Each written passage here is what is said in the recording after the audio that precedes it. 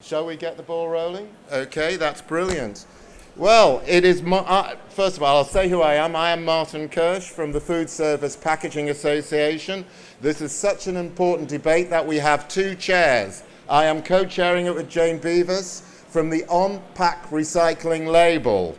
So we will be around both today and, of course, tomorrow, because this is two sessions.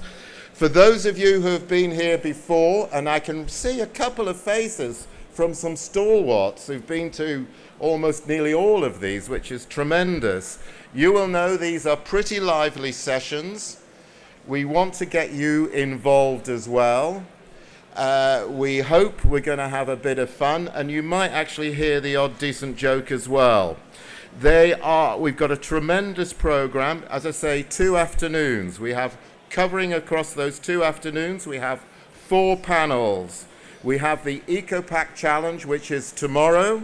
We're going to have earlier tomorrow, if you check in your program, a talk from Sandy Martin MP. He's the MP for Ipswich, and he is the Labour Party spokesman on resource and waste management. So I would recommend that to you.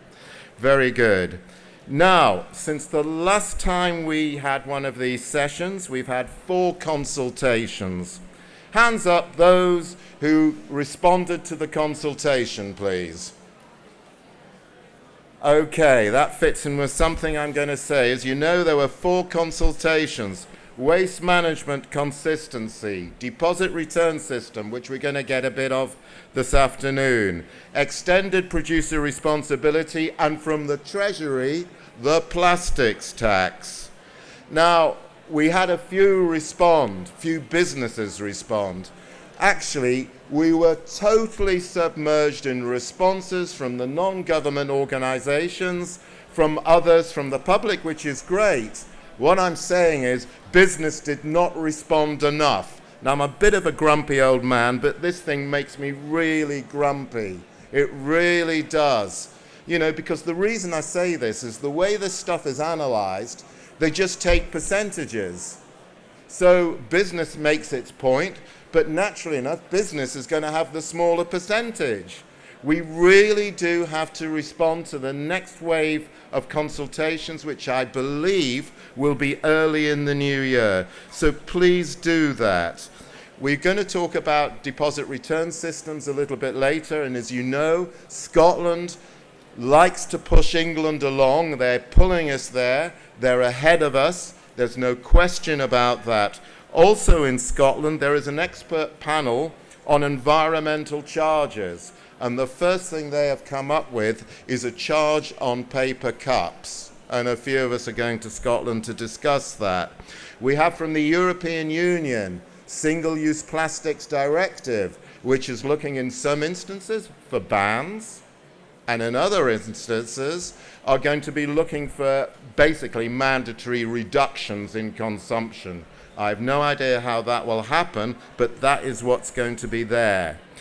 And globally, what do we have with plastics? We have in some countries absolute bans on certain items, if not a whole huge range of items. We in the West particularly can imagine the sort of difficulties that imposes. So there is so much happening around. So I please beg you, I really do beg you all to respond, to look at these consultations, because I tell you what, you're paying money for it. You're going to be paying a lot more money for your producer responsibility. And I would like to think you would like to see something back for that money. If we don't get our act together, then you're not going to get what you should be getting back for that money in terms of what we all want: more recycling, better waste management, more consistency, better communication with the public. We've really got to step up to it. And on that note, I'm going to hand over to Jane for your first session. Thank you, Martin. So Martin's teed us up nicely for what's coming both this afternoon and tomorrow afternoon, and very good to see so many faces here. we are starting, as Martin says, with the deposit return scheme, and the thinking from Scotland, which is much more developed than perhaps down here. Possibly they have a slightly more stable government as well. To speak to us is Jill Farrell from Zero Waste Scotland. Jill has a career that involves working with business and in partnerships in order to leverage big wins for Scotland. So, for example, she helped bring the Green Investment Bank to Edinburgh and the V&A to Dundee. And if any of you have not been up there yet, it is the most amazing building and definitely worth a visit. She joined Zero Waste Scotland as their first Chief Operating Officer about 2.5 years ago, and is leading the work on turning the idea of a deposit return scheme into a reality. And so with some real world experience we're going to hear from Jill. So welcome, Jill. Thanks very much. Good morning and afternoon even. I've been up since 6 o'clock this morning, pounding the streets, coming off the sleeper from Glasgow, so forgive me if I'm a bit fuzzy. Fantastic to see so many of you here, and as Martin said earlier, what we're all interested in with initiatives like the Deposit Return Scheme is demonstrating how we can close the loop on the use of resources, ensuring that their value is maximised throughout their life. And in Zero Waste Scotland, it's not a magic one. Zero Waste Scotland, that's our purpose. We're funded by government, but we're a private company limited by guarantee. We develop evidence, we work with consumers, businesses, local authorities, policymakers to identify and to create the right environment to deliver the circular economy in Scotland. My background, as was highlighted, is principally in economic development. So waste management is not part of my repertoire, but economic opportunity is absolutely part of the reason why I joined Zero Waste Scotland.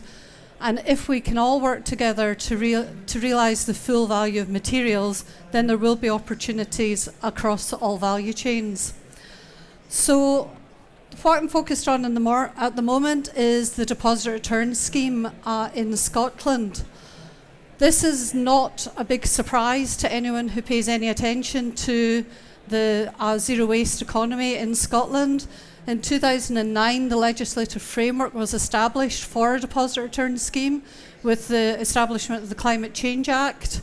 In 2010, a zero waste plan was implemented, followed by the carrier bag charge in 2014.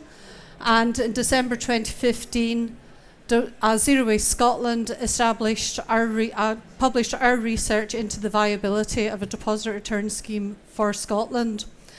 Since then, in September 2017, the deposit return scheme was established in the Scottish Government's programme for government.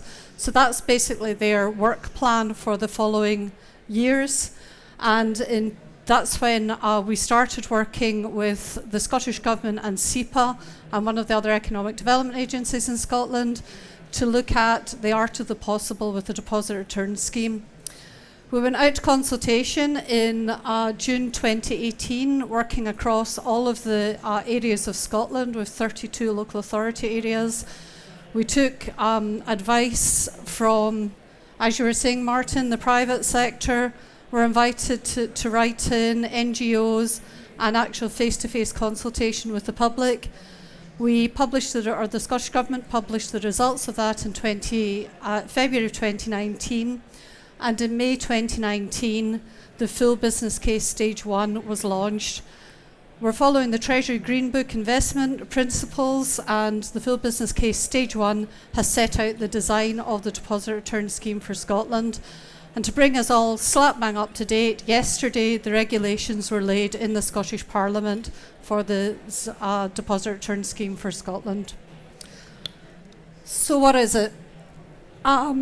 Deposit level is 20 pence. That will be set in legislation as released yesterday.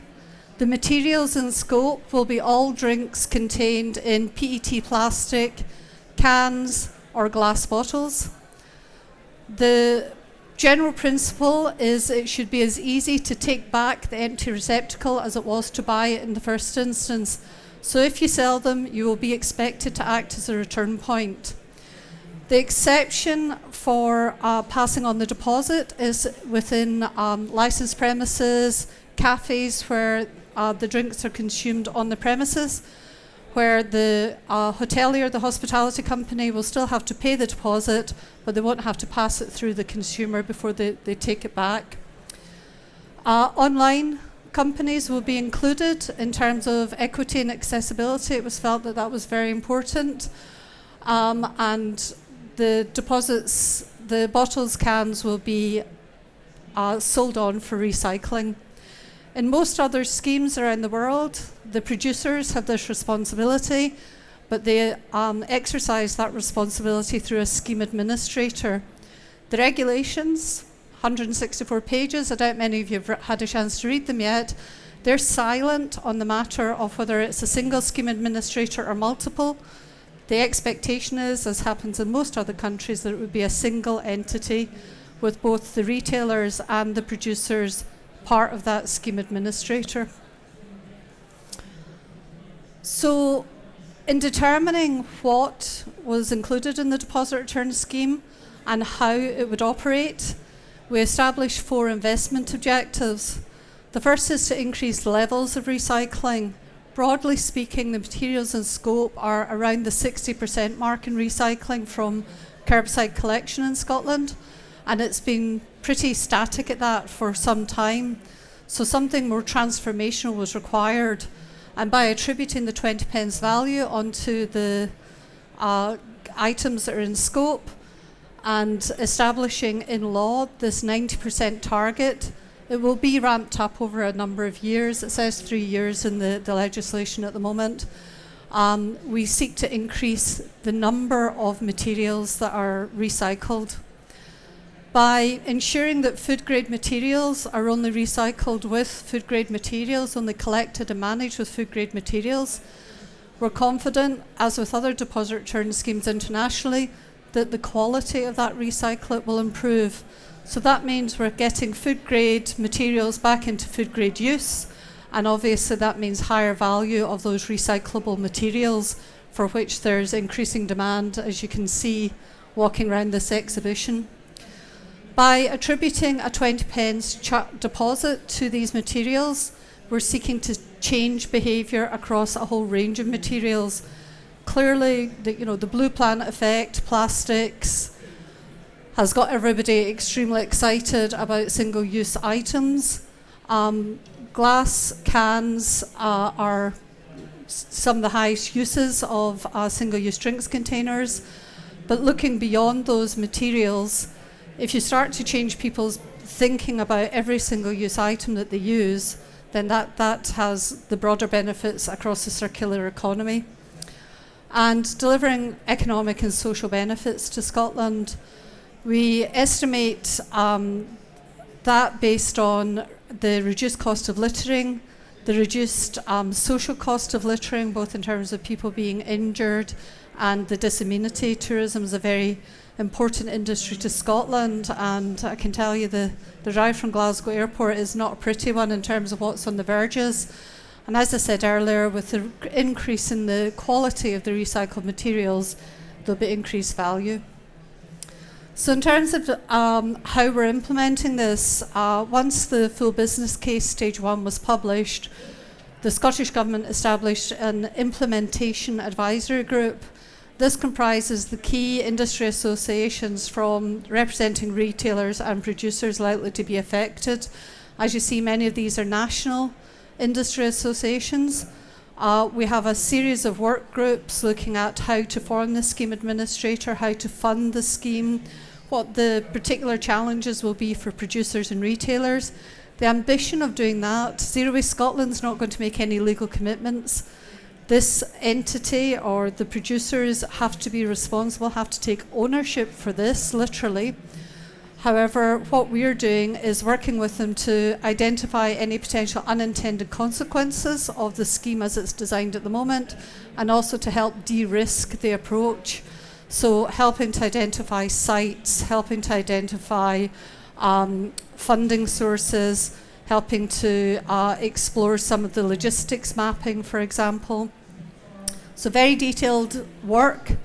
We have around probably thick part of 100, 120 individual organisations involved in various working groups, and importantly in contributing information and advice, because what we did for the full business case is the best possible work that could be done, I would immodestly say, but I didn't do it. But we used the best possible evidence that we could from publicly available sources. Now, when we're looking at impact of costs on manufacturing, on retailers and wholesalers, the people who do that for a living are able to input that advice and give us some guidance on costs and timescales for delivery. On which, as I say, the regulations were laid yesterday. Until the 10th of December, there's an opportunity for people to review those regulations, to submit their comments to Scottish Government, Zero Waste Scotland, members of Parliament at any level. And by the 10th of December, those responses will be received. There will be a period of time where any changes that are deemed necessary or appropriate will be reflected in those regulations. The mechanism for doing that has not quite been decided. It'll either be a parliamentary committee or a more open debate in Parliament, Scottish Parliament.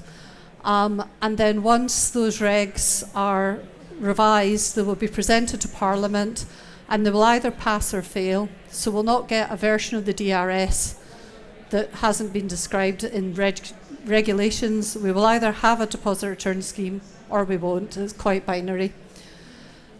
Once the legislative process is complete, there's a minimum period of 12 months before the scheme would be operational. So, as I say, working with the private sector, helping them to understand the implications, also working with local authorities, sitting down with every individual local authority to understand what the implications of taking the materials out of their curbside collection is, both from a services and an infrastructure perspective. Working with the public to help them understand what this might look like, making sure through equality groups that we're not disadvantaging anyone on a socioeconomic or a mobility basis, and working with lots of charities who would be very interested in the potential for donations to be, deposits to be donated to charitable causes. One of the things that we're having to do in Scotland, very welcome, is an island's impact assessment. So looking at Papa Westray, which is a very small island off the northwest coast of Orkney, which is an island archipelago off the northeast coast of Scotland, to figure out how does a cooperative shop in Papa Westray actually receive empty containers they may not have sold in the first instance that may have come off a cruise, well, hopefully not a cruise ship, but a yacht. So we're not providing solutions for all of these things, but we are trying to understand what are some of these challenges and how can we work with industry to develop solutions before the launch of the programme. We boldly said in the title of this, I think I managed to change it a bit, but Scotland leading the way in terms of policy. We wouldn't claim that we're trying to influence the shape and nature of the UK scheme, the rest of the UK scheme that's out to consultation. What industry has very clearly said to us is there's a very, very strong appetite for a UK-wide approach to this deposit return scheme. If you're going to do it, make it consistent across the UK. Scottish Government hears that. With the proviso, they've just declared a climate emergency in Parliament and waiting for however many years for the rest of the UK to put the legislation in place, which is required to then start the implementation process, is not something that the Scottish Government appears to be willing to consider at the moment. So what you're seeing in Scotland in terms of the deposit return scheme for Scotland could end up being a pilot with 5.3 million people for the rest of the UK, but that's not for us to make any recommendations on. So I hope I've given you a flavour. There's hundreds of detail, to use the parochial terms.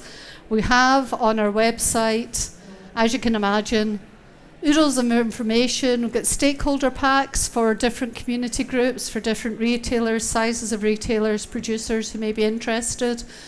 You can find the full business case stage 1 there, which sets out our rationale to date. We're in the process of developing the FBC stage 2, which is likely to be after Christmas, before that's available. And lots of resources there for you to pore over and challenge. Thanks very much for your time.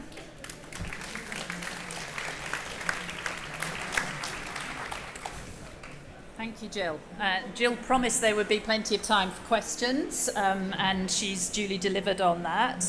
And I think her last point is a particularly interesting one, is this in effect a large-scale pilot? And in which case, and there are arguments whether we're talking about a UK-wide or a GB and an island of island scheme, potentially. Won't go into the politics of that. So, in the meantime, very porous border between Scotland and England, and indeed Northern Ireland. How do you manage that within this system? So we had this conversation with the producers. There is no mandate in the legislation for separate labelling of the products. But clearly, in terms of informing consumers and, as you say, fraud prevention, there needs to be some means of identifying which empty plastic bottle attracts a deposit and which one doesn't. So the producers very quickly came to the conclusion that they would need to look at some form of labelling solution. And in fact, that's one of the items on the critical path for the whole programme, because designing and changing those labels across the many products that are likely to be in scope is going to be challenging. So, we will take questions. Who would like to start off? A familiar face at the back. Can you first say who you are? And my name's Chris Radway. I'm Director of Circular Economy Consultancy, Circulonomy Limited. I just wanted to ask you, Jill, what do you think are the top 3 unintended consequences that represent the greatest challenges for you? Thanks. So what are the things that people are mainly complaining about? The issues for some very small retailers are real, and the more you get into it, as I say, the example I just used is an extreme one, but Scotland has, I think, something in the order of 123 inhabited islands. Now, it's not hundreds of thousands of people, but my husband's currently on the Isle of Harris, down a 14-mile single track road, looking after our sheep.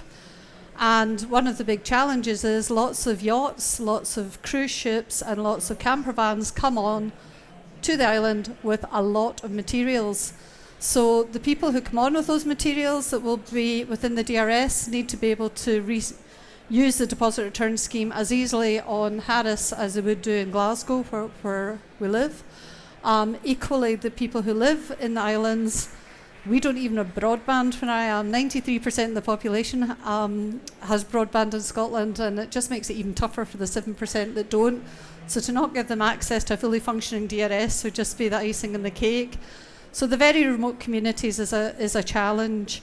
The labelling issue that you've already identified, we didn't realise quite what a press this would put on the labelling industry, and obviously there's some represented here, in terms of the need to design across multiple brands and multiple product lines, as well as have printed and have a fixed to materials. And I suppose the number one thing that we weren't aware of was there's deposit return schemes in 40 plus jurisdictions around the world. What the producers are saying to us is this is the first time a united market, and this is in no way a political statement, has been broken. So what a producer produces in Scotland and sends to warehouse for the UK market goes to the UK. So when we're now saying to them, yes, but in order to register your products on the deposit return scheme, you need to give us a breakdown, or you need to give the scheme administrator a breakdown of what goes where in Scotland. They're not set up to do that, nor are the wholesalers, and the retailers tell us that they don't know how much of what products they sell in Scotland. Not convinced on that one, but that's the position at the moment. So that is a challenge. It is a real challenge, and something that we're working with them on. Thank you. Another question. Okay. So one guy. Yeah. Hi, it's Mark Durson from Practive. Is this a collection scheme or a recycling scheme? And will you be able to recycle it in Scotland, or will you just ship it back over to Asia, out of sight, out of mind? It's recycling, very firmly recycling. As I say, the benefits that we're very focused on are these 4 investment objectives. And the number one is increasing the collection and the quality for higher value recycling. So at the moment in Scotland, we don't have any PET recycling, and we're speaking to 6 companies at the moment who may be interested in coming to Scotland. First mover advantage and all that good stuff for the PET quality and volume that's likely to come out of the DRS scheme once it's up and running. And clearly they would be using that then as a platform for anything that might happen in the rest of the UK. So in terms of those economic objectives, increased quality of recycling is objective number 2, and we're very keen to have as much of that processed and captured for reuse in Scotland as possible. So, question there, gentleman sitting on the end. Hi, good afternoon. It's Gavin Stainton from Herbalife. It's a question. When I was a kid, we used to have Corona, for those old enough to remember that soft drinks brand, and it was sold in glass bottles. And every kid knew that when you took that glass bottle back to the shop, you got I think it was 1 or 2 pence as a return for the bottle. When you say labelling's a problem, isn't it more about education rather than labelling? Make the job easy for the industry and just tell everybody. Yeah, ginger bottles, they were called in Glasgow, and kids used to collect the ginger bottles, and that stopped because it tended to be return for reuse schemes, and it was recently stopped in Scotland by AG Barr, but that was one product line and limited number of return points. The labelling challenge would come if people, heaven forfend, got in their cars in Glasgow or transit vans, drove down to Liverpool, bought loads of materials and didn't pay a deposit on them, or loads of drinks, didn't pay a deposit on them, drove back to Glasgow and then charged the consumers 20p, and then when you go and put it in the reverse vending machine says, nah, I don't think so. So you have consumers out of pocket. Equally, unscrupulous wholesalers may do that. Clearly in Scotland that's never going to happen because we're a very law-abiding nation, but you've got to prepare for the worst and hope for the best. Somebody down here.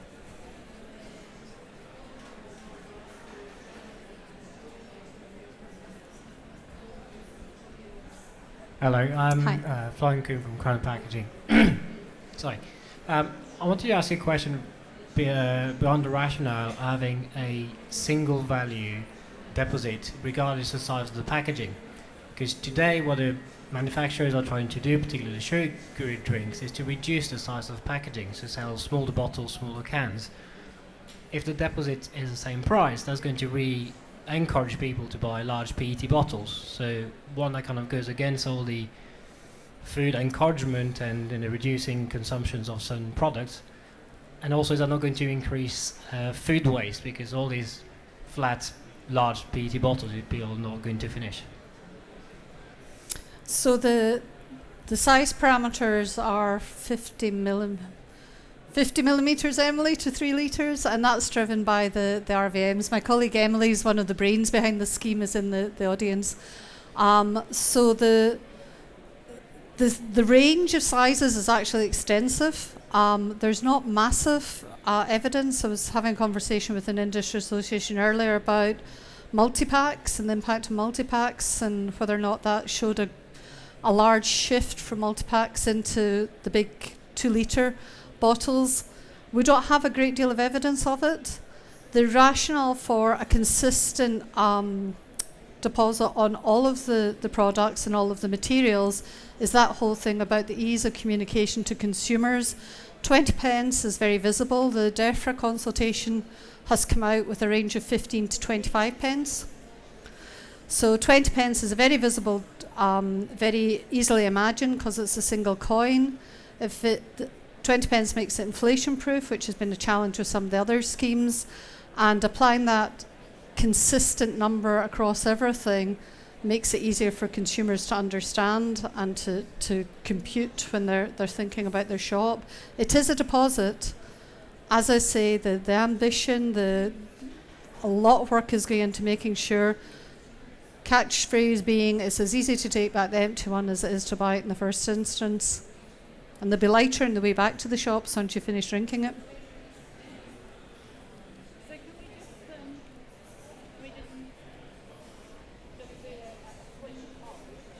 Who in the audience, either directly because you're a retailer or brand, or indirectly because they're your clients, will be affected by a Scottish deposit return scheme? Put your hand up, please. Oh, what are the rest of you doing here then? None taken. Fascinated for a bit of a lesson in changing policy within this area. Who thinks that this is likely to engage consumers more actively in recycling? Who thinks it's not going to make any difference at all? So I think the ayes have it on that one. So just one last question before we close, Jill. You've decided to start with 3 materials. There is, I think pretty much everybody had bought into the idea of PET and cans. Why choose to put glass, which might be a slightly more complex material, in right at the beginning? So glass is the most controversial of the materials. The rationale behind it, as we said, the investment objectives are around environmental benefits, and we estimate the deposit return scheme for Scotland will generate 160,000 tonnes of carbon per annum. Right, Michael? And of that, glass is around a third of that. So to start without glass, people argue would be more straightforward, but it's actually very difficult to retrofit glass, as has been demonstrated in other schemes like Germany. So given the scale of the additional environmental benefit of including glass in the first instance, we're aiming to overcome those complexities as in as straightforward a manner as possible. We're not underestimating it. It is more difficult with glass in, but it is about a climate emergency, and we can't ignore the carbon reductions that come with bringing glass in. Abusing your chair's privilege. The only thing I was thinking, can we have a bit of Maestro, thank you. If the numbers are really weird with glass, because Scotland has this wonderful product called whiskey. I believe a lot of it comes in clear glass, and I was going to guess the majority is exported. Yeah. Now the demand, but imported is a lot of coloured glass, but the demand internally is going to be for clear glass, but you're going to have coloured glass. So how does that does that not impact a little bit on the sort of carbon statistics?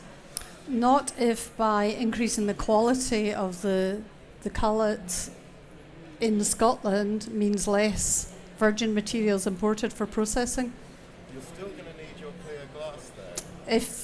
If it's separated, if it's collected whole. Yeah, but you'll only have a tiny fraction. I'll call time on that one, I think. Thank you for exploring all of those issues and taking so many questions, Jill. Thank you for your time. And we now have a short break as we change over for the next session that Martin will be chairing. Yes, sorry, I can't resist glass. Now, I'm looking for 4 panelists. Will they reveal themselves? I am looking for Michael, Jonathan, Pete, and Nick. You know who you are. Do we have 4 panelists? Help. Organisers. Oh, all right. Sorry, they're being mic'd up. I do apologise. Gosh. Sorry. Peripherally, not so bad. So you need a joke. Right. Are we creating a few gaps and seats? Is there a seat beside you? One person can sit here. One person is going to sit there. Right. Can I have you? Which one of you is Michael? You're sitting in the right place. Which one of you is Jonathan? Hi, welcome. Good to see you. There we go. Right, it is my pleasure to introduce the first debate of the day.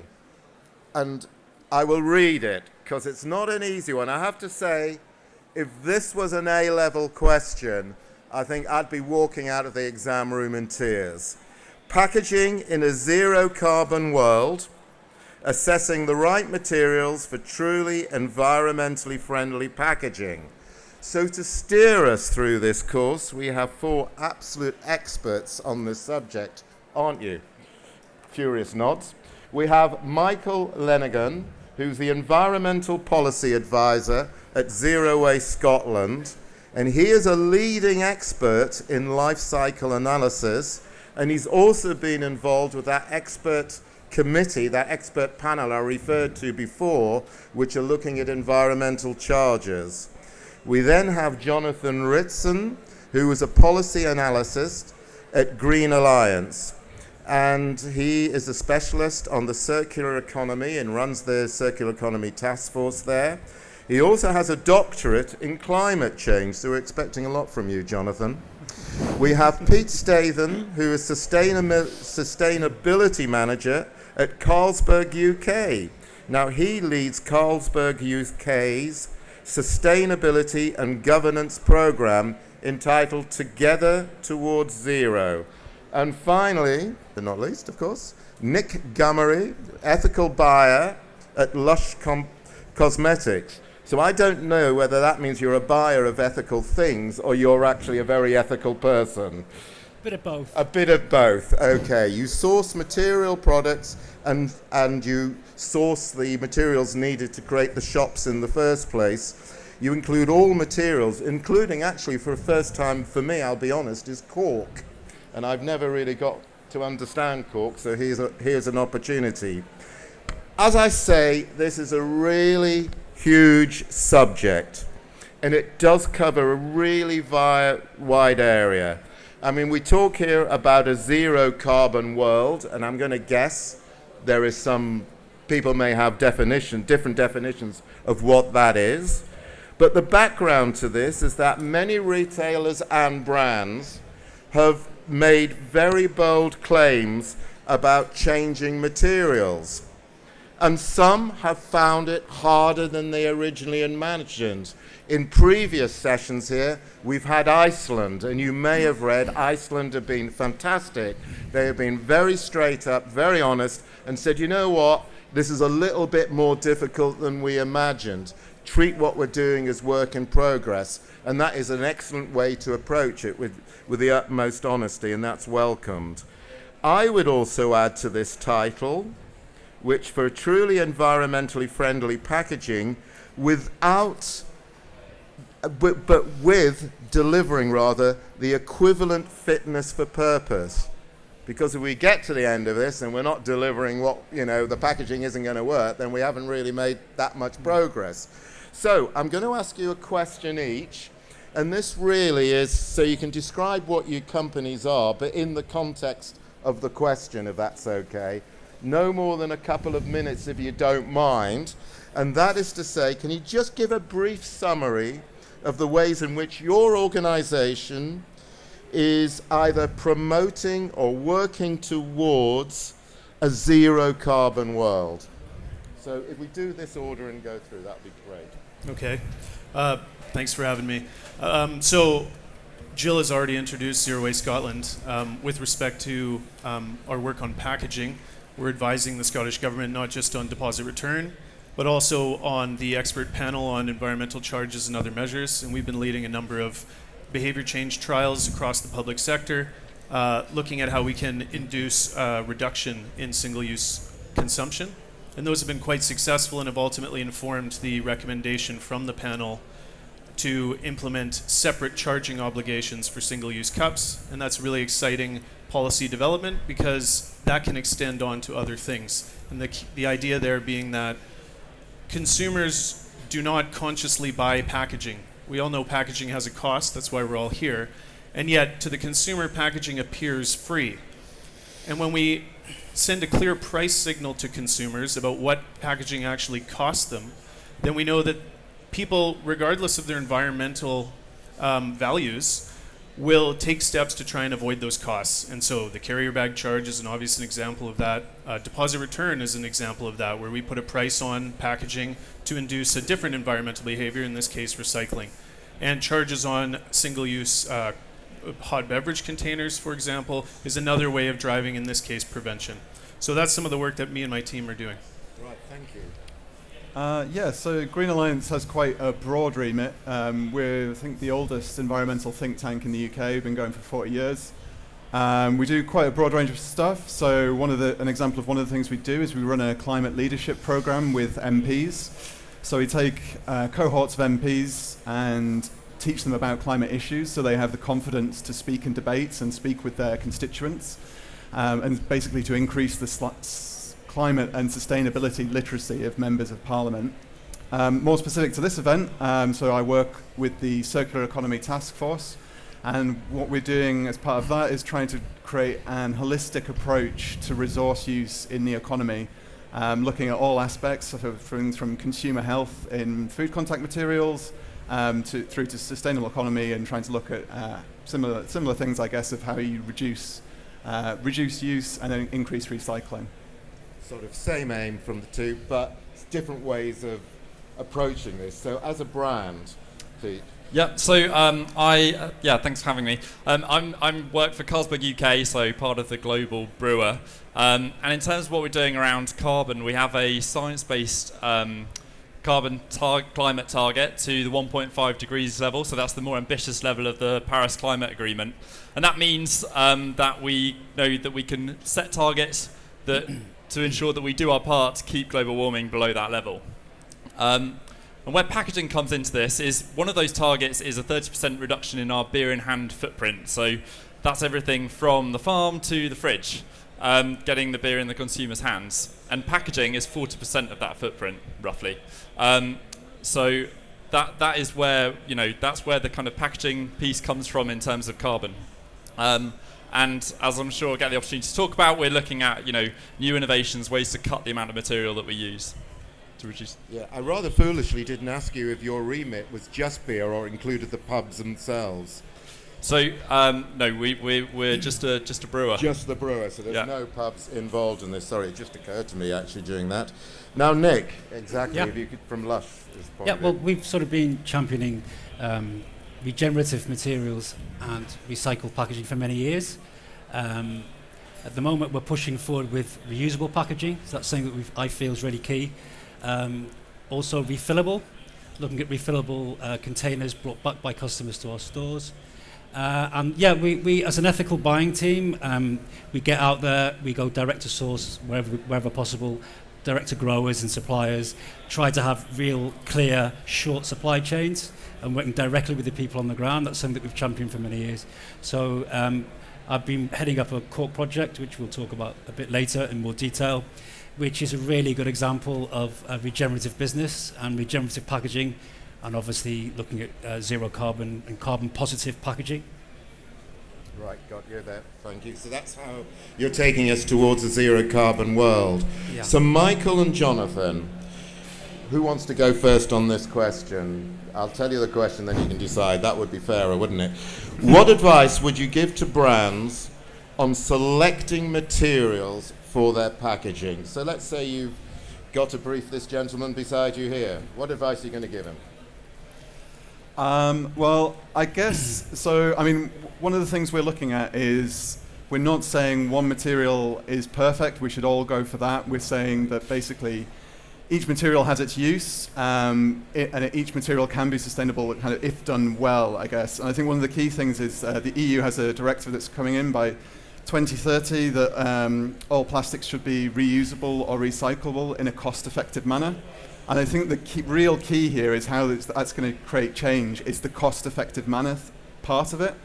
You can't basically put something on the market that's technically recyclable, but in reality, no one's going to do because it's just not economically viable. I think that's one of the key messages. And do you have a message here, Michael? Yeah, well, if I was asked by a company what material they should go for, and actually I have been many times, and I tell them first and foremost, think outside the bin. So single use, when you're using single-use packaging, the best possible outcome is recycling. And that is simply too low down on the waste hierarchy. So we're in a climate emergency.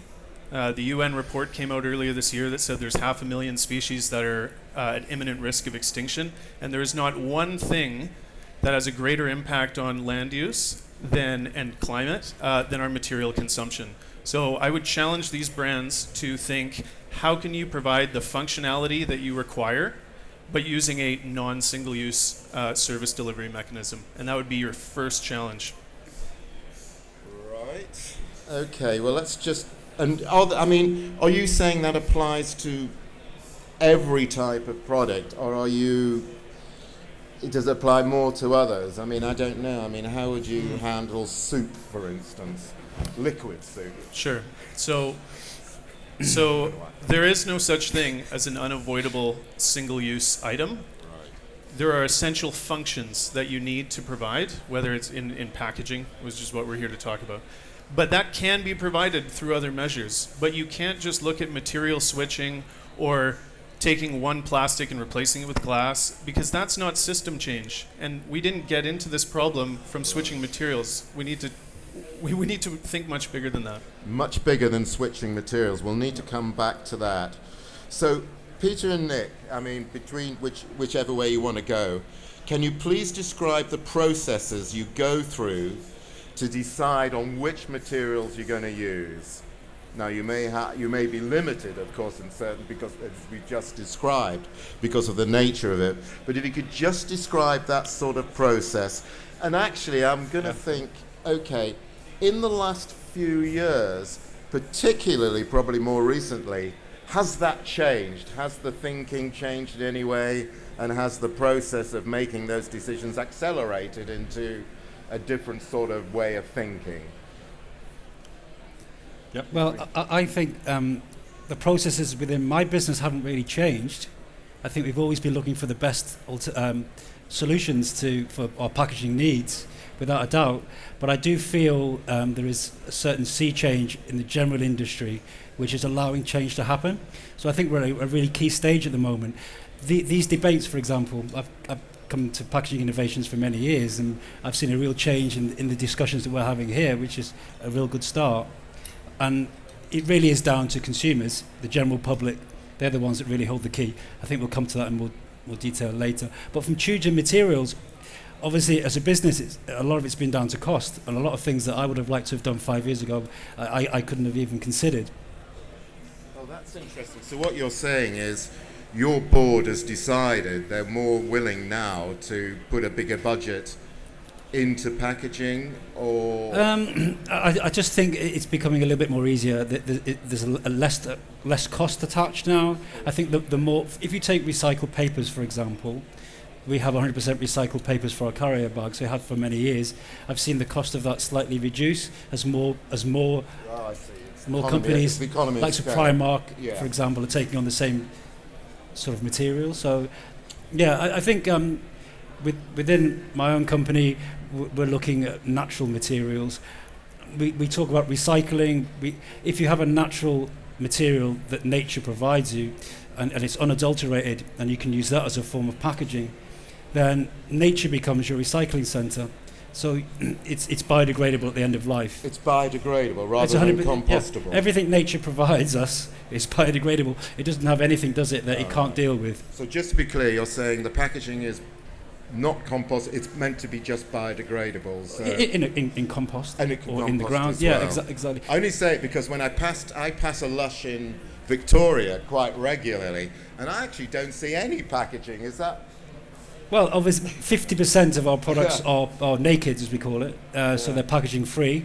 We have a style which is like a market style where you take your oranges and your apples or your ballistics or your bombs or your bath bombs, and you have a bag for everything, and you take it all home. And we're going in the direction now of reusable packaging, where the customer brings back their reusable packaging, takes the naked product, and puts it in their reusable container and walks away. And that is the most energy efficient thing you could possibly do.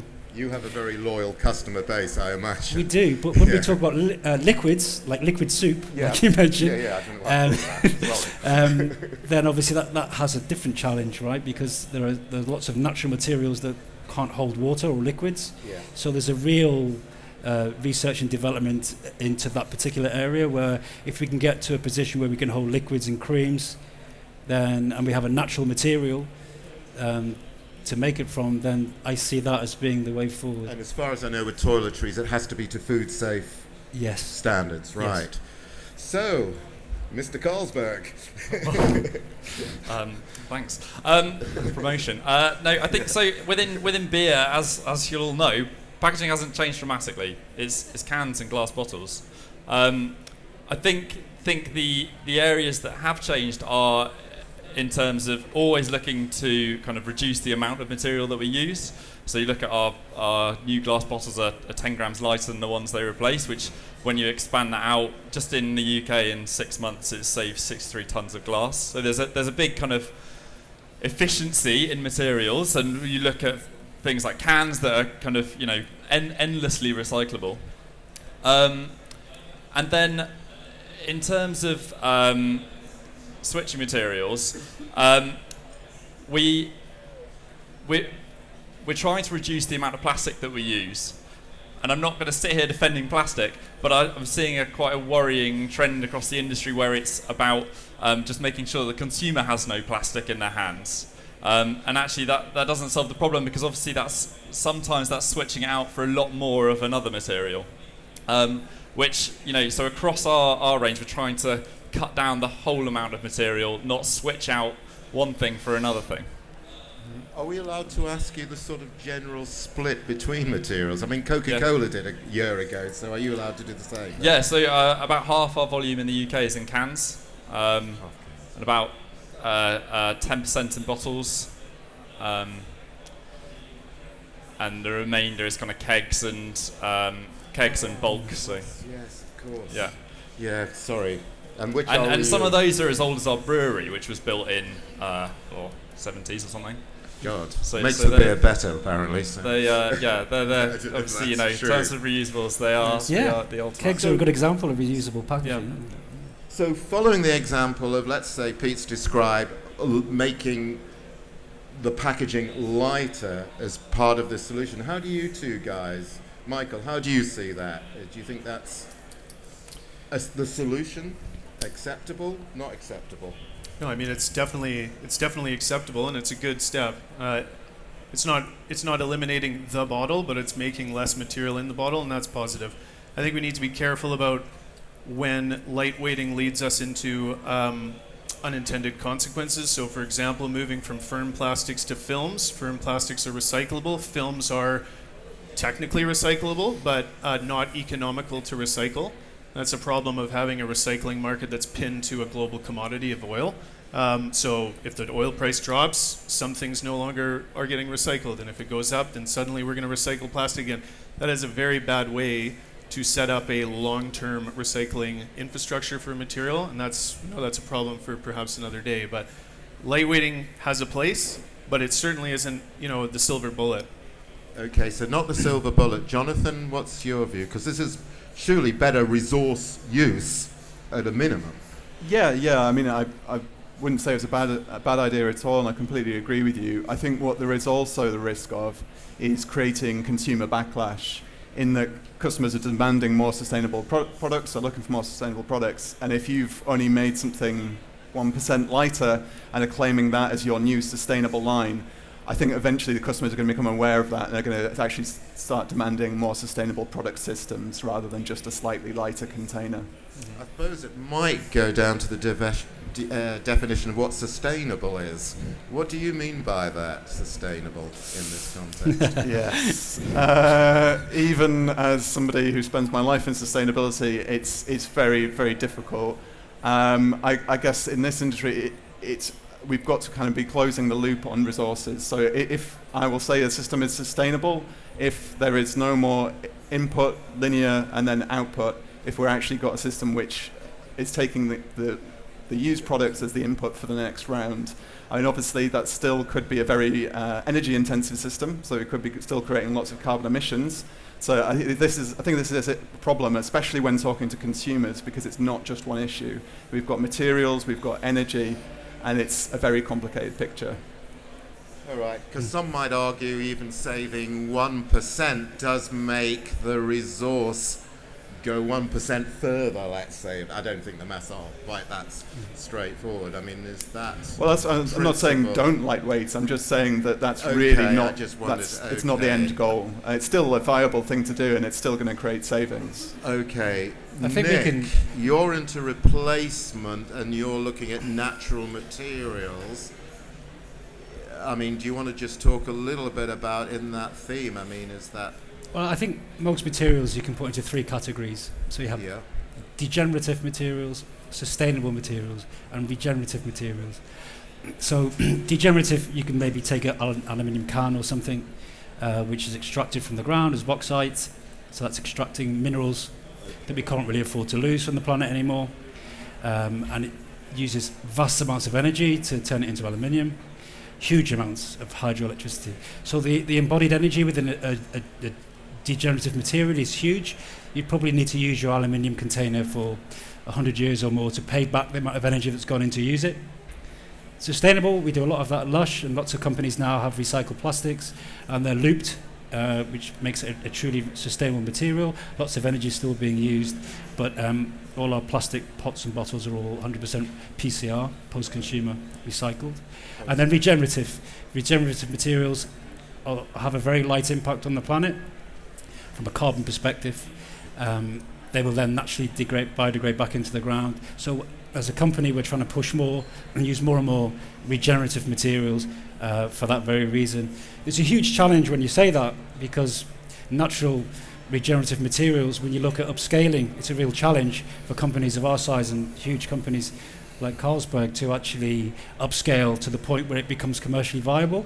But that's the challenge. The challenge is the more that the more that consumers, the general public, put pressure on companies, the more investment we'll get, the more opportunities we've got to bring regenerative materials into the mainstream. And that's really what I'm about. Now, is regenerative reuse, or is it as simple as that, or is it something else here? I think... if you could just describe what it is. Well, if you take the Cork project, for example, where I visited Portugal and I met some a local company of rewilders. I asked them about cork. I gave them some of our products made from aluminium and tin, etc. They took them away. They came back and made some stuff and brought them back. We had a cork pot that stood out straight away. So we're actually turned some rewilders in Portugal into cork pot manufacturers for us. So we invested in these people on the ground. Relatively small amounts of money. The setup for the whole business was around £15,000. They make the cork pot for us. They charge us €5 a cork pot. We sell them at £7.95. So our margins, as a company, we're accepting less, but we're looking at the whole picture, the whole life cycle of the material, and all the people and companies that are involved in that. So there's a fair share for everybody. So if I were a Lush user, a shopper, I've got my cork pot. Yeah. I use the contents. What happens next? Well, you put a naked product in it, and then you take it away. If it's a shampoo bar, which this product holds, 50 washes. Right. Come back with your cork pot, get your naked product, pop it back in, off you go again. So the cork pot could last 5, 10, 15, 20 years. But also at the end of life, you can pop it in your garden and put it in the compost heap and it'll disappear. So no collections, no energy use, nothing. Nature is your recycling centre. I'm never going to look at a wine cork in the same way now, am I? So there you go. Do we have some questions from the audience, please? I've got a few more here, but have we got... Is that a hand? I've always wanted to say, the man with the glasses and the blue shirt. Right, I'll try and make a note of it as well, and I'll scribble. You can shout. I'm sure you can. But use the mic. Hello, it's Chris Radwig, and sorry, I'll try and make it quick. Presumably, to make proper decisions about materials to use, we should be using science-based or evidence-based decision-making, which really takes us back to life cycle assessment, of course. And so I'd like to ask the panel, but maybe particularly Michael, because I know you're a life cycle assessment specialist. Do you think that really life cycle assessment has lost its way for us? Because how are we going to... does life cycle assessment even take into account things like littering and proper ecological impacts and what people think about things? And even when it does take into account those factors, how can it compare and apply weightings to carbon impacts versus ecological impacts versus air quality impacts, for example? Has it lost its way, do you think? Is it no use anymore, life cycle assessment? Right. Just before we go any further, is everybody in the audience happy with the notion of life cycle assessments? No detractors. Okay, sorry, I just... important. Okay. Take it away. It's a remarkably wonky question, but I'm happy to answer it. Yeah, so there's different ways to do a life cycle assessment. So obviously we can look at a product, but we can also look at the organization as a whole. And those two different perspectives can reveal different hotspots and different issues. A couple of things that I find are being misdone with a lot of LCAs is one, people put the finger on the scale. They get the answer they're looking for, and that's a problem. And there's a lot of dubious LCAs out there, so we should all be skeptical and take the time to look at them. But also, we need to think about incorporating the mega trends that are happening into our LCAs. So otherwise, you just have a snapshot in time, which is immediately irrelevant, right? So decarbonization of the grid. That is happening, and it's happening at a remarkably fast pace in the UK. Now, you need to account for that, because if you make a decision based on the grid factor today, and next year the grid factors drop by 10%, then your analysis is now flawed. So you need to think about these things. Same with decarbonization of transport, for example. So these are really important things to consider. And also, it's not just about sizing up two materials. You really need to think about how can I deliver the outcome I want, and consider the system and change the system as well. So it's not just about, oh, glass will do better in this exact same unchanged system, so I'll put it in here. No. Can you make a better system? Can you make that more sustainable? And so some of the examples we've heard from Lush and also from Carlsberg, these are great examples of reuse, of actual reduction. Those are the kind of things, those are the innovations we should be looking for. Gosh, right, okay, this is getting interesting. So, Pete, Carlsberg, I mean, LCAs are not cheap. They are complicated, and Michael's pointed out some of the difficulties. Carlsberg, do you use LCAs? Do you use it selectively? Do you use it across all your packaging formats? Maybe excluding the kegs, I dare say, because they've been going since before the company was formed. Yeah, so, I mean, we do take that whole kind of value chain. What is the carbon impact of these products? I think it's, and there is definitely an onus on the producer and the brands to look at that and look at how we can reduce that impact. I talked a bit about like the incremental improvements around the amount of material we use, but I think this issue is even a lot of businesses are even a step further away from even thinking about life cycle assessments. They are the topic of the day, right? Plastics. What does it say it somewhere here? Plastics. Everyone's just trying to get rid of plastics, but it's not fixing a problem. They're just switching to a different material. So, for example, in our industry, we see a lot of taking out a tiny bit of plastic for a whole load of cardboard. It doesn't fix any problem. It creates a new one. And that's obviously our snap pack doesn't do that, and that's why, you know, considering that life cycle, so we've taken away the plastic rings and instead it's glued together, so you can snap it apart. But I think in summary, the life cycle assessment is very important. Yes, we do consider the whole carbon impact of the materials, but I think for most businesses they're a step further away, and really the only thing that's going to push that is if we improve consumer understanding of the whole impact of a product and not just plastic or whatever's easily tangible. Nick, you've told us about cork and the merits. Has that been done on emotion and the emotional values of Lush, which are obviously very, very important, absolutely, or have you actually genuinely used science so you can prove the point? Yeah, no, absolutely. It's definitely a very passionate company, so we like to be pushing the boundaries and asking the questions. But no, it's all science-based. I collaborated with Carbon Trust on the Cork Pot project, and we did a lot of in-house carbon data studies. My colleagues Simon Brewer and Ben Davis headed that up, and we supplied all the information to Carbon Trust, and they've ratified it. It's each cork pot sequesters 33.5 times its weight in carbon. It's one of the first customer-facing carbon-positive piece of packaging on the market. So I'm currently upscaling. We're currently making about 120,000 pots a year. The idea is to make it a truly mainstream piece of packaging, and I intend to be at 500,000 pots per year by this time next year. So that's the plan. I can't believe we're having a discussion on cork in a plastics thing. That is brilliant. Well, it's like an alternative, right? That is very good. Now, Jonathan, you get the ace question. Let's imagine a world in which we have these life cycle assessments and they're all done in the same way. I don't know how. Let's say there's a central body for life cycle assessments. Would you be prepared in your thinking and the advice you give to be completely guided by them if they were accepted as the way of determining material selection? Would that meet Europe, Green Alliance's objectives? I guess the problem with LCA is it does tend to be very much at the product level. And when you start to look at entire economies, you're not getting that big impact scale. So we're actually doing a lot of modelling now of actually looking at how many tons of aluminium comes into the UK each year and where does it go. So I think the LCAs can be very useful, assuming you get all the assumptions right. And as you mentioned, someone hasn't got a finger on the scales. They can be really good on a product by product basis. But really, you do also need other tools to be looking at the system level. Michael, I've been generous to say how much Scotland leads, with the exception of football. I had to get that in.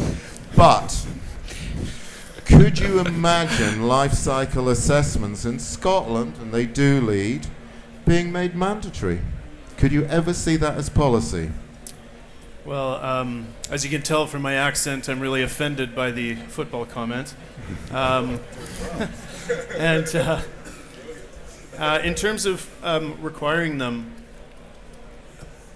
if you could set up a system that was verifiable, then I could see there being value in that, particularly to assist consumers in making decisions and to clarify a lot of the greenwashing and terminology that's thrown about quite flippantly in marketing. So I think that would be helpful, yeah. So we get rid of all of that. We actually have numbers and we can say once for all, I'm using this material because of X, Y, and Z. I have proven absolutely that's it.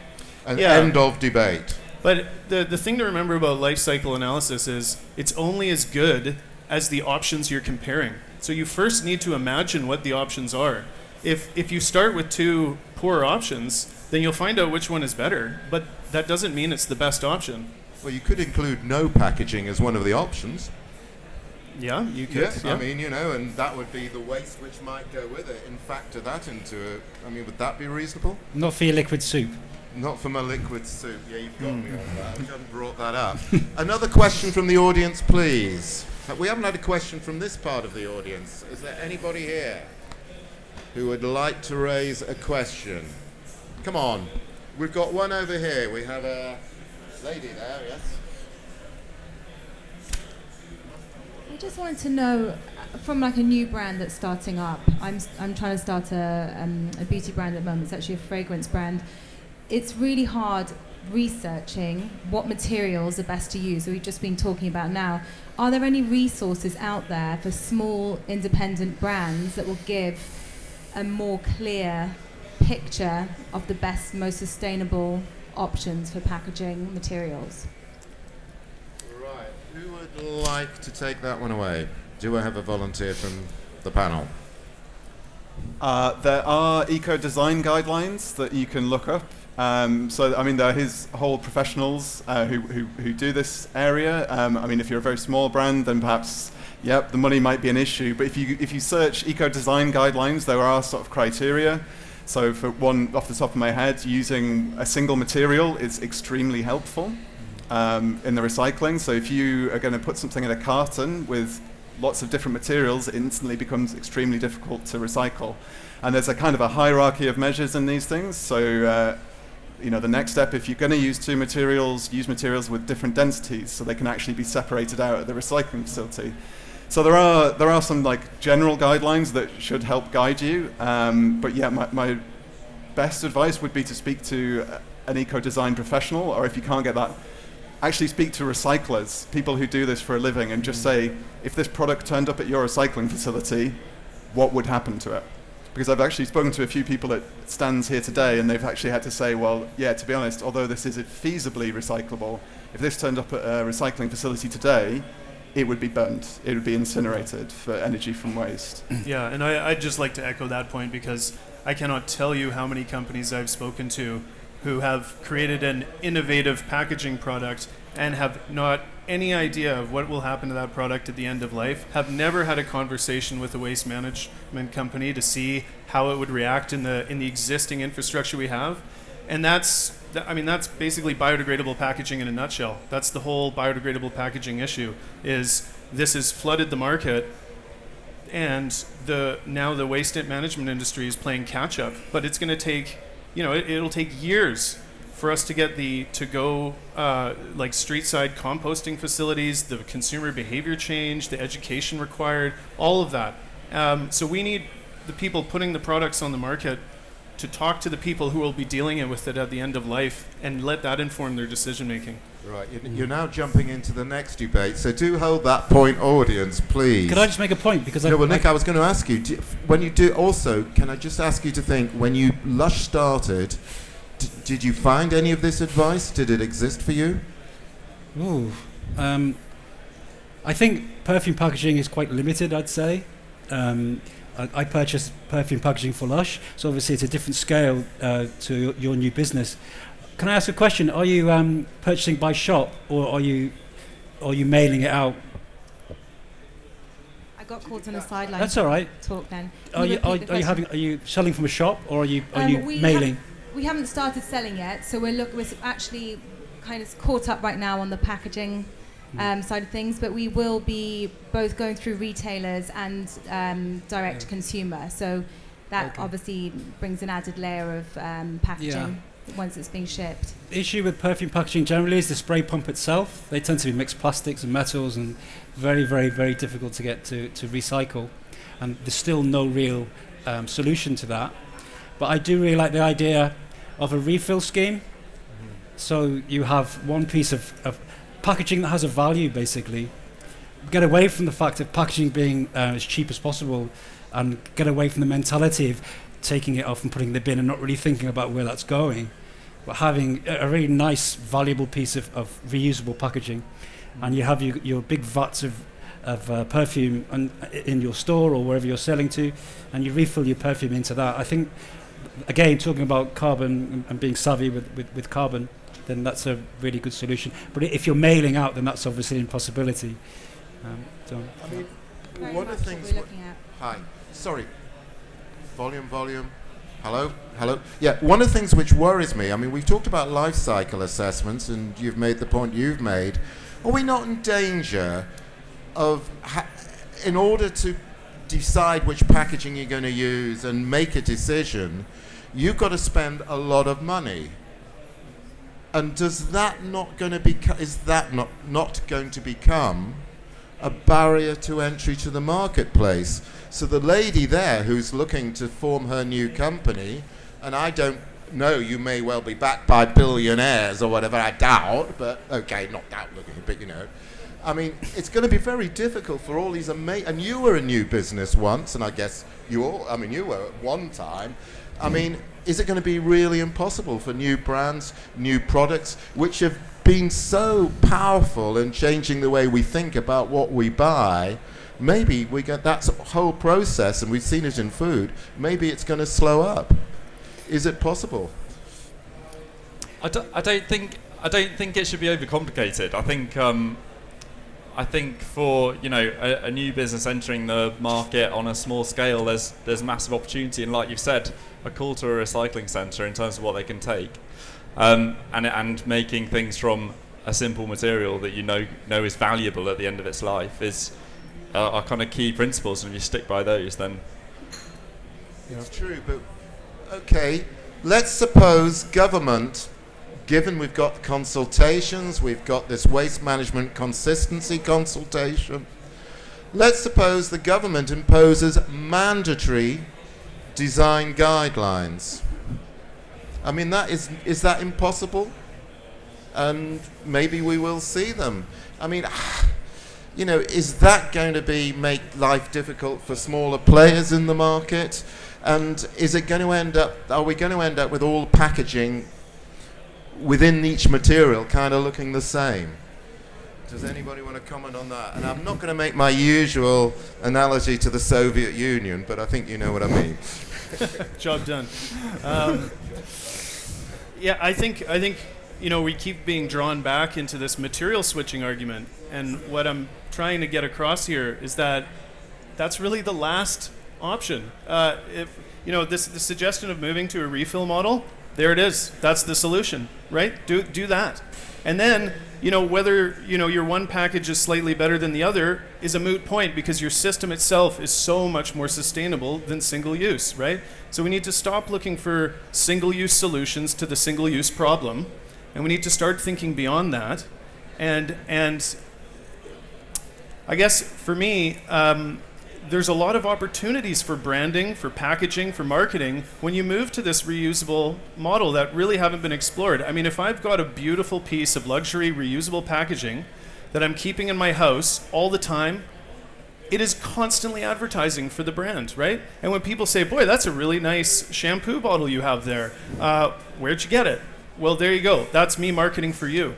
These are great opportunities. I mean, that cork container that you described sounds great. So these are opportunities we should be exploring. Single use is tried and tested, but it's also got us to where we are. Does that make my Tesco shop a little bit more challenging if everything falls into reuse? Well, it could, but ultimately, single use is not. It's not a product category. It's an approach to service provision that is about avoiding labor, right? That's what it's about. It's about avoiding labor cost for companies and labor for the consumer, which is convenience. So yes, the challenge is design a system that is equally as convenient for the consumer and as low cost for the business, but uses reuse. That's the challenge. And we've got all these brilliant people in here talking about innovation. There's the innovation challenge. So Pete, would you like to respond to that? Could you see this as a Carlsberg route? I completely agree that a supermarket, at every Tesco you go to, a reuse refill is kind of utopia. But I think there's a kind of scale of what's achievable, what can we achieve, where can we get to, and I'm not saying we shouldn't have huge ambitions, but in terms of something that you can roll out en masse, it's not yet a viable option. I've already spoken about the kegs, so you can almost go to the pub, but I think it's about having a solution that you can roll out for us as a brand, as the fourth biggest brewer, so not even the biggest brewer in the UK. It's about having a scalable solution that we can get into the current system.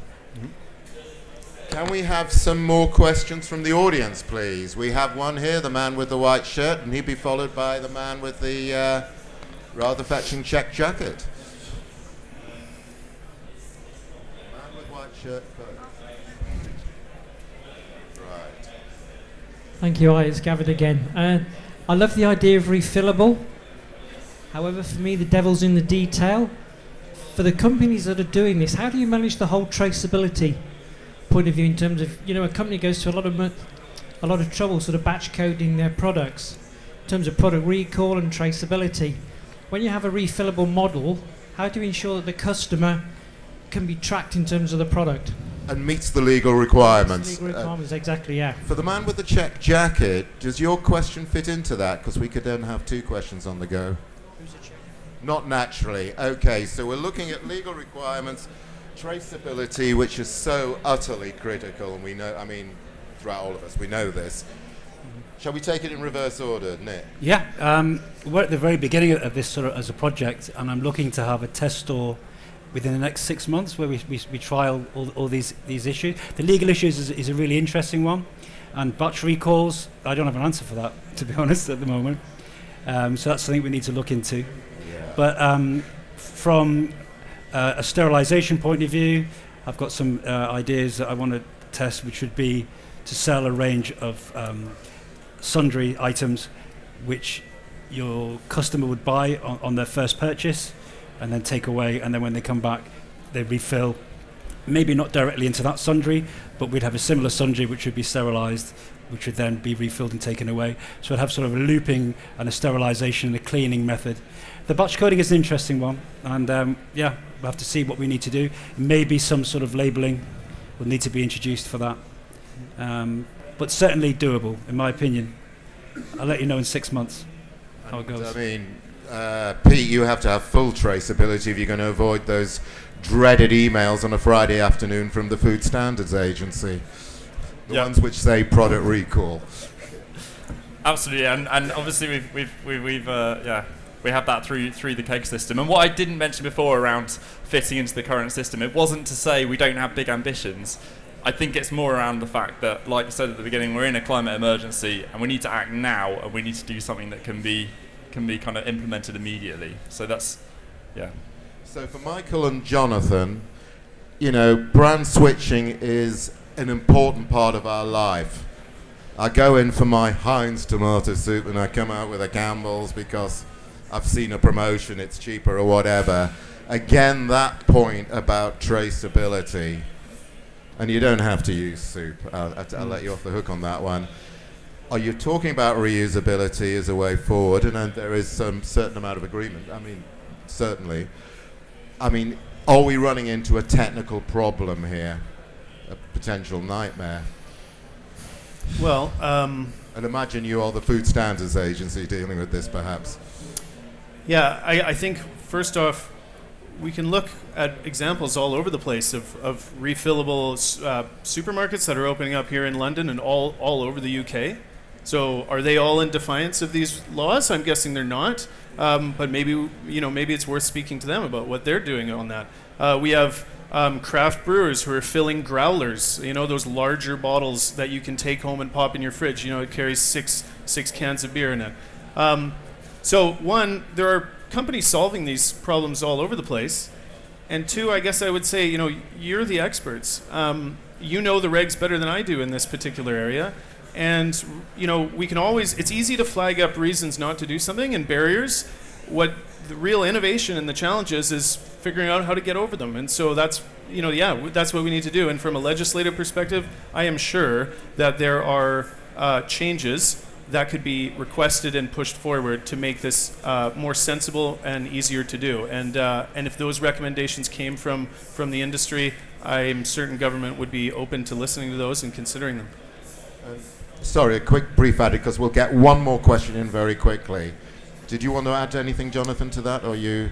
No, I echo the point that that brands are doing this, and I certainly will actually be going out and trying to interview some to see how they are getting around those issues, because I think it's really interesting. When we've spoken to retailers, one of the things that have come back to us is a bit more about hygiene and the worry of spills. Essentially, you've got an orange juice dispenser in your supermarket, and a customer knocks it over,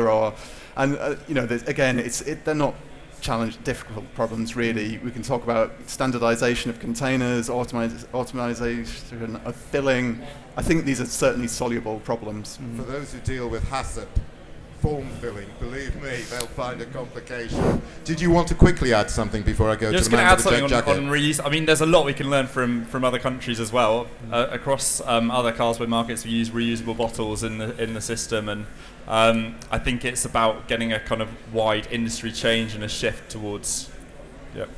Okay, we finally bring in the man with the check jacket. I hope he's live. Thank you. You can hear very good. Okay, so Rudolf Kalvex. I've been in the packaging industry quite a few years, mostly retired and as a consultant now. But I have a question about energy from waste and the way that it seems to me that energy from waste is ranked a little bit too far down in the waste hierarchy and treated as inferior to recycling. If we recycle glass, I think we probably save about 15% of the energy from manufacture. If we send our flexible packaging off to the incinerator, we probably get about 85% of the energy from the oil that we use to make the plastic in the first place. It seems to me that this classification, which you can comment on in a minute, works against some of the refill solutions that we're discussing, because if we're going to a refill world, then the natural thing to use is pouches and flexible packaging. And to have the main container at home. But of course the refill containers are classified as unrecyclable, whereas the rigid plastic containers or glass bottles or whatever we have at home are classed as recyclable. So we have a situation here where the standards work against what seems to be a logical direction if we actually want to reduce the carbon footprint of what we're doing as an industry. Any takers? Quick question. So what's the question within that? Just that you because there's quite a lot in there. Yes, how do the experts, the new experts from the green industry, propose to get energy from waste properly valued in the recycling hierarchy and life cycle analyses as they're now or proposed to be conducted in the future? I wasn't expecting that question, so sorry. I really don't think it should be valued, especially as the grid is decarbonised. Yeah. More and more as you do your LCA, it's going to come up against, it's going to be seen as less and less favourable. And I guess your example, the reason why, the reason why for things like plastics it is seen as unfavourable is there are much better options. And yeah, once we've got essentially a zero carbon grid, I don't think it's going to look attractive at all. Yeah. So you've touched on actually quite a important issue to me personally. I've worked quite a bit on this, and I have to say I reject everything you've said. First off, the grid is decarbonizing at such a rapid rate that in Scotland, burning a ton of residual waste is about twice as carbon intensive as producing a regular kilowatt hour from the grid. So it's already a carbon outlier. It's contributing to emissions. It's not reducing emissions, not even close. And so I would actually move it down the waste hierarchy. The waste hierarchy was developed in the 1970s when everyone's energy system was fossil fuel. It's 50 years old. It's time to renew it. And it should actually sit right alongside landfill. Organic waste could be burned. It's better being burned in landfill. Inert waste is better going to landfill. I mean, that's just common sense.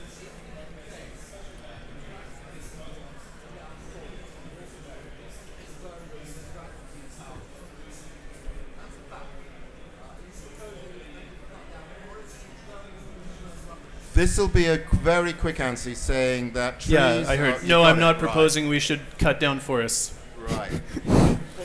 I would agree with that. Right, okay. Let's wrap this up by having each of you in turn saying there's one lesson, one thought you would like to pass on to the audience, no more than a minute each. What would it be starting? Shall we start from your end and work through? Yeah, I think a very simple message. You as a consumer, then you have more power than you realise. Business like their bottom line, but they listen. They like to protect their profit, and if they realise that their consumers want something and they really want it, then they will provide it. Yeah, I think I realise many of you are probably designing packaging and all of you are consumers, and I think I would encourage you, in the big plastics debate, I would encourage you to look beyond plastic and think about carbon impact of the whole product. It's not easy, but that's where we need to get to.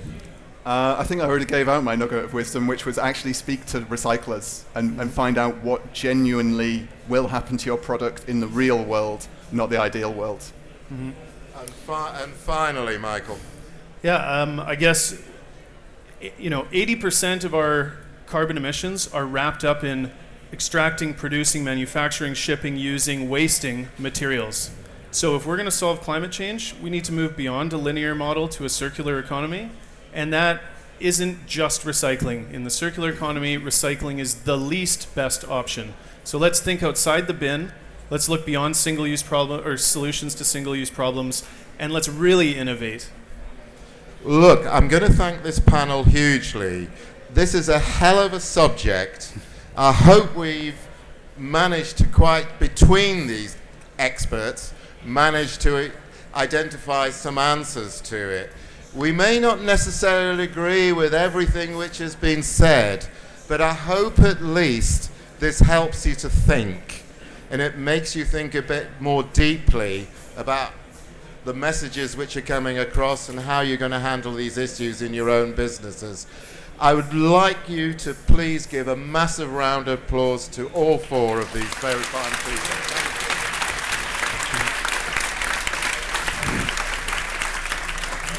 And on that note, hand you over to Jane.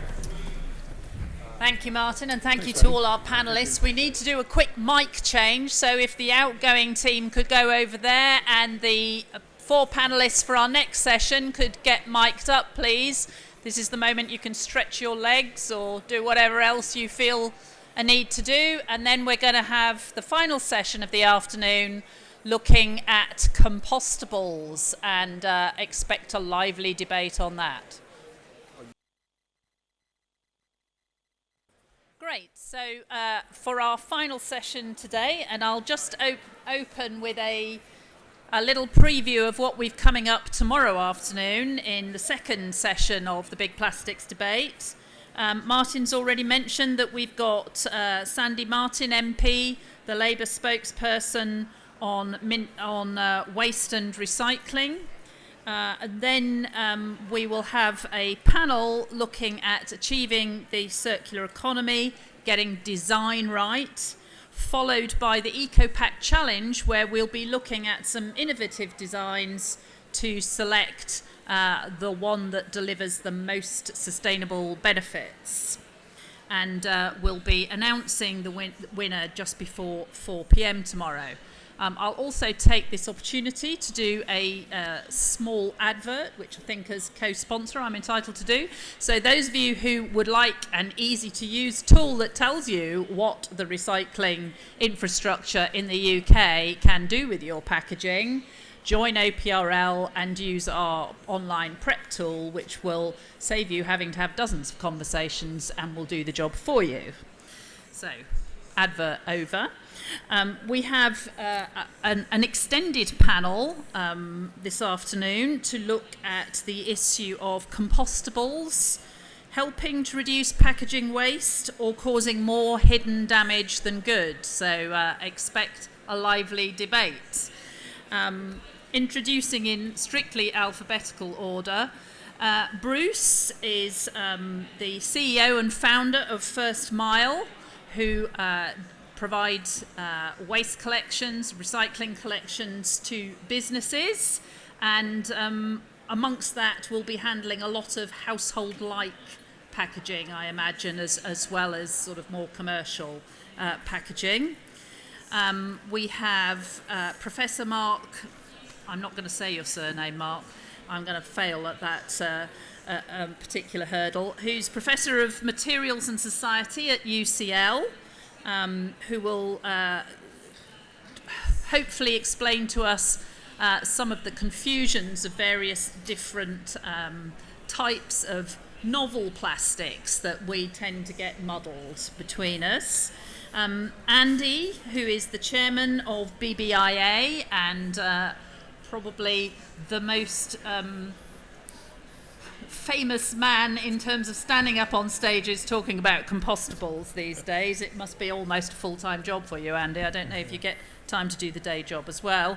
And then we've been joined by our surprise panellist. The bonus, if you like, is Barry Turner from the BPF, who has a long history in different sorts of packaging, but particularly sort of more on the flexible side, Barry. Yeah.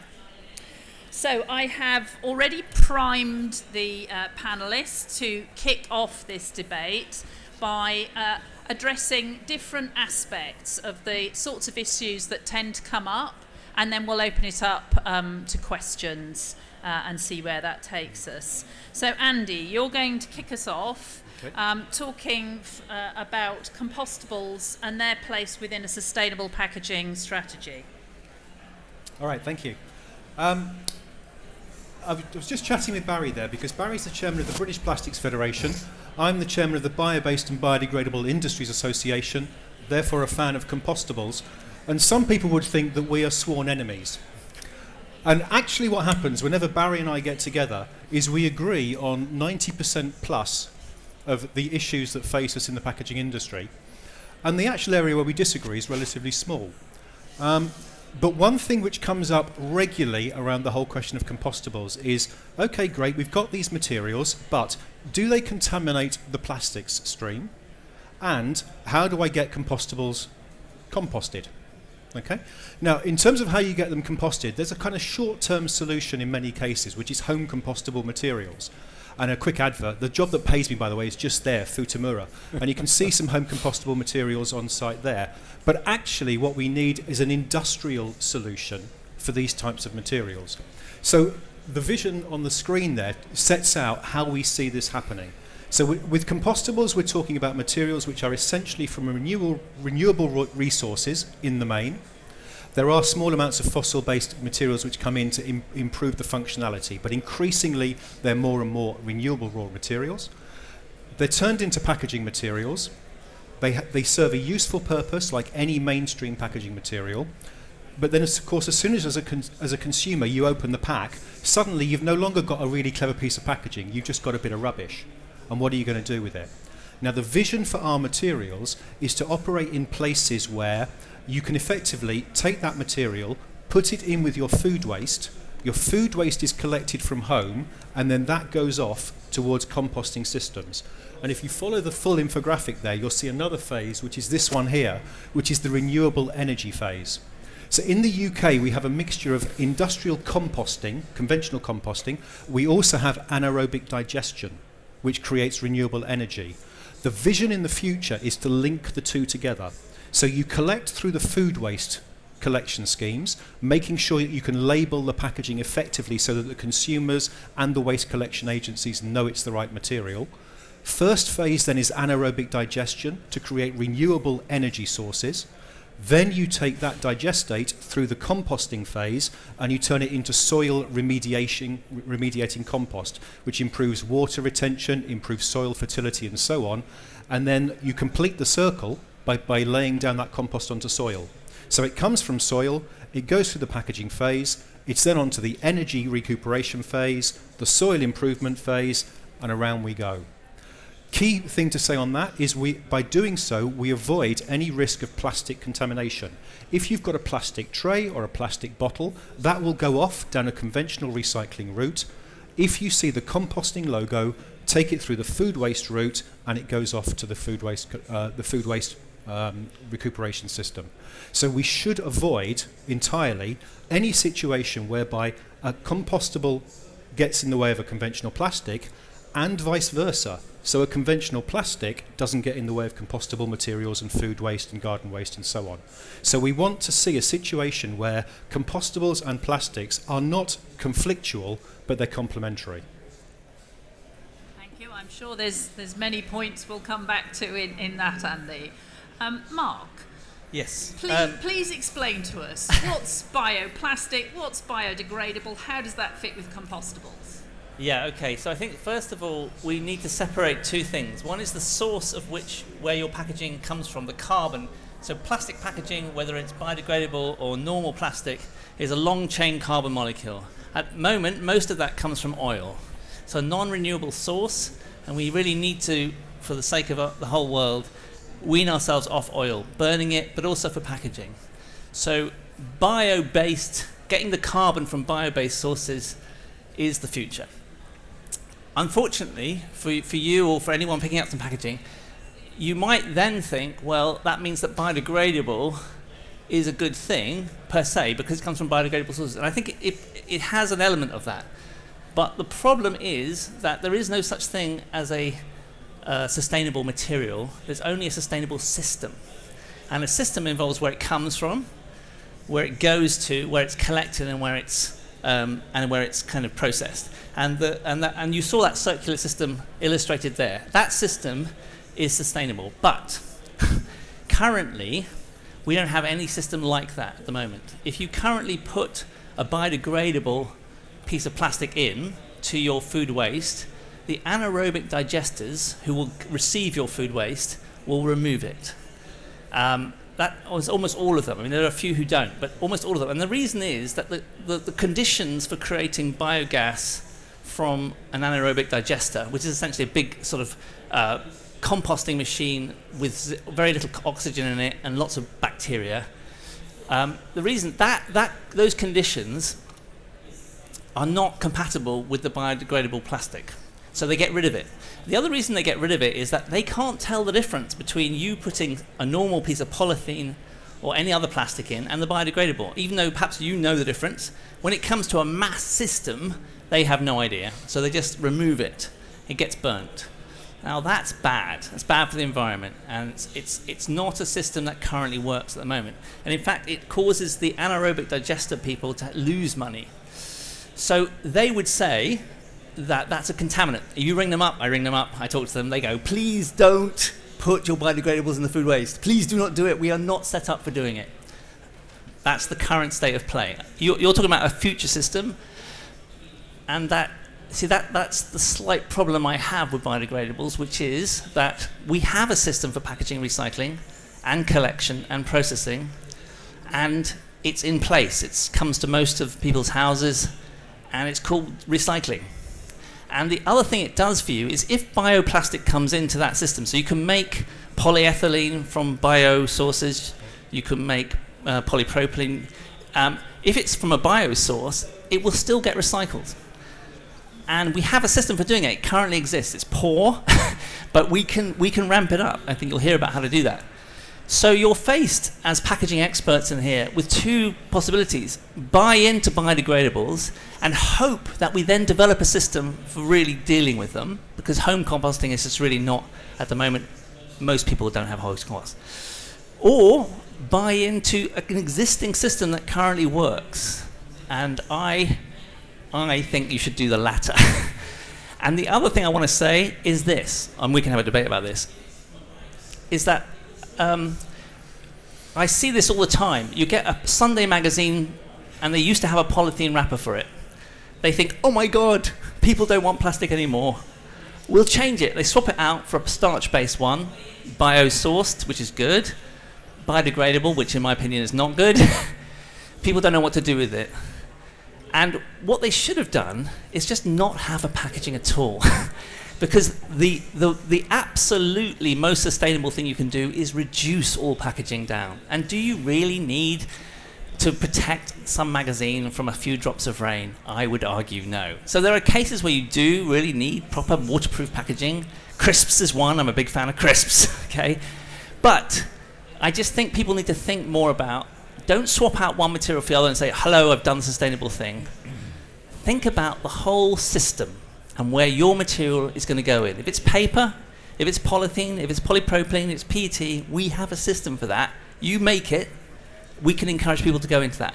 You do anything else, there isn't a system for it in this country.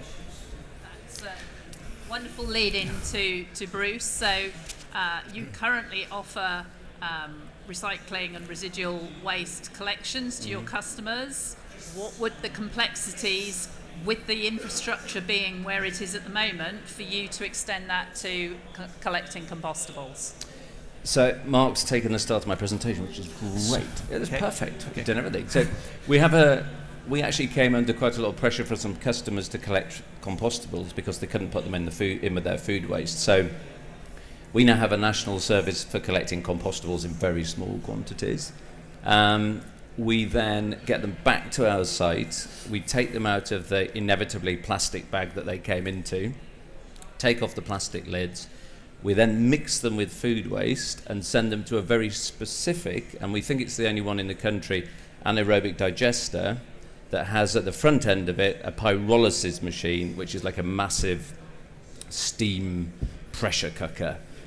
Hugely complicated, and we're just sort of doing it as a trial. But everything else, if it goes into the waste stream, it gets depackaged, as Mark said. So I really wanted to sort of highlight the fact that when you walk around here, everything is recyclable in theory, but in practice, it's not.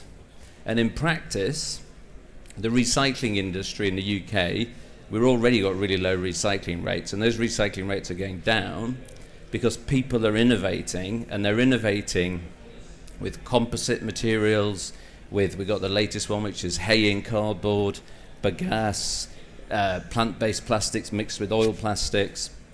And we've got this rapid cycle of innovation that the waste industry can't deal with because we get everybody else's SKUs, we get everybody else's products.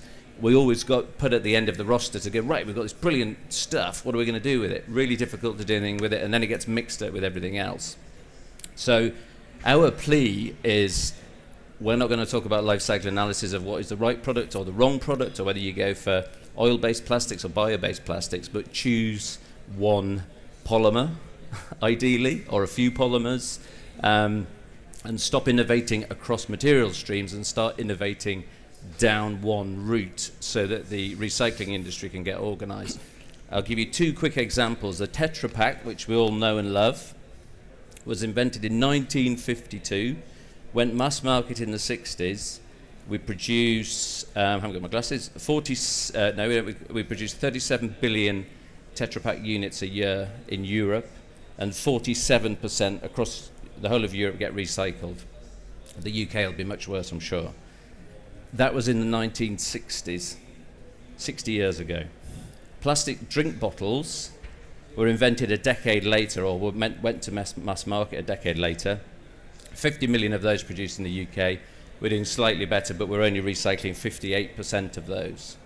So on that basis, if all packaging moved to compostables today, we'd be looking probably at a 50% recycling rate in 2070. And I'm not sure if that's, I'm not the person to say, but I'm not sure if that's the right thing for the environment, and I'm not sure if that's the direction we want to go in. Maybe it is. Fantastic. So, Barry, the work that the UK Plastics Pact is doing is attempting to simplify the number of conventional polymers that we use in plastics, precisely to Bruce's point there of getting to fewer numbers that we can build the infrastructure around. Does the innovation into compostables add to that complexity just at the time we're trying to simplify things? To a degree, it has the potential to do that, but I think taking a step back, we as a country have been fairly slow to respond to the management of waste within this country. And we have a real opportunity under the Plastic Pact and also under the waste strategy to actually drive in a proper waste management system for the UK. That's not to say we've got a really poor waste management system. Compared to some parts of the world, we've got a pretty good one, but it does need improving. To the point that was made earlier, there's lots of packaging items and materials that are placed on the market currently that do present problems to the mechanical recycling stream. We have had an over-reliance on exporting our waste, not only just for plastics, but other materials as well. And we have an opportunity to grow up now and put the right waste management infrastructure in that recognise and the right designs of product and bring the two together. And those designs of products do need some recognition of a variety of different factors. We're looking at, why is plastics under so much scrutiny at the moment? It's because of mismanagement of waste and the way that people treat it at the end of its life. We've got a real opportunity to deal with that and solve that problem, and we should be leading in the UK, which I think we're attempting to do. Like to see it speed up a little bit, but I think that infrastructure that's been touched on before, food waste, certainly where I live, there is no food waste collection. There is no collection of anything other than bottles. So that's how far behind we are in some parts of the country, and we need to solve that problem and solve it rapidly and put the right materials in there. Simplification is part of that. The RAP Pact is looking at that, taking whether or not we should look at the most commonly used polymers and focus on those. So you've got the critical mass, and in terms of food waste and compostables, we've got to wrestle with that issue as well, because the one thing that hasn't been spoken about today, there is the consumer. And unfortunately the consumer, you can write something on a piece of packaging that says you should do this with it, but most consumers live fairly busy lives and they don't necessarily look at the small print, and they don't necessarily think too carefully about where they place packaging. I bet there's plenty of people that are at the show today where there are recycling stations who have probably placed the wrong materials in the wrong places. So we've got a lot of growing up to do, and we've got to be careful that we don't overcomplicate. And I often get asked, what's the solution to this? We'd need more newer materials. We've got to be a little cautious there. We need an infrastructure that works first, a consistency of that infrastructure. OPRL will help in that, and a lot of things coming together will help in that.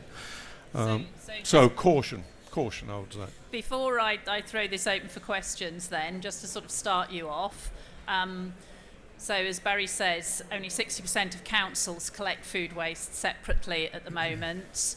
Only 4 in 5 councils collect plastic pots, tubs and trays, and how long have they been around? That's been a slow growth. We're really bad at building infrastructure in a coherent way.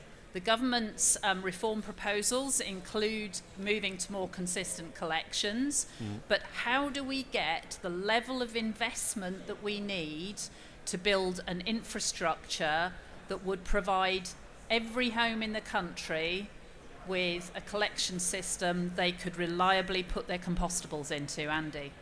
Well, I think the very important thing to say is that the government is mandating that by 2023 we will have food waste collection across the whole of the UK.